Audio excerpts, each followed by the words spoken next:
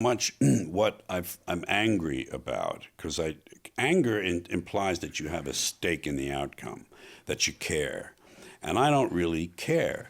I don't.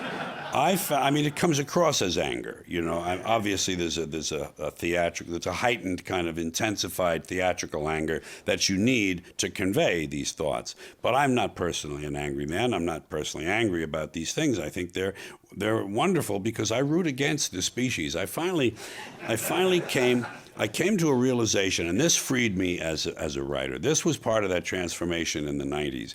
I realized I didn't really care about this outcome on this planet. I didn't care what happened to the species. I think this is a species that was given great gifts and had great potential and squandered them.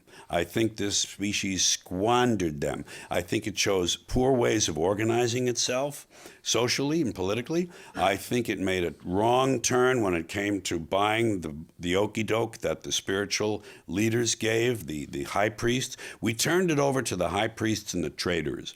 It's commerce and religion that have ruined and spoiled the potential of this species. And in this country, the same two things are true, but this country is writ large, and this country is the leader in the decay of the soul, if you will. Just I use that metaphorically. It's just, and I just don't care what happens to this country. I don't care. I don't give a fuck. So, and you know what? The only anger there is, and I recognize one in my voice there. You know what that is?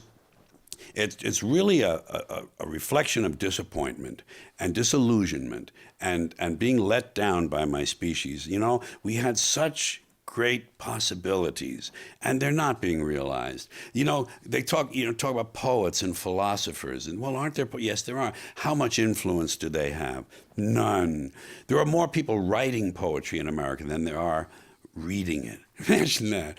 Well, I guess that's true in a lot of fields, but it's just, I think that's the anger. It's a frustration. It's a letdown. You know, it comes from, you know, how could you do it? That's why I usually always use the second person. You know, I talk about the audience and I say, how can you know what you did? You know, I don't say, you know what we did here in this country. I say, you know what you people did? I put it on them. It's not my problem.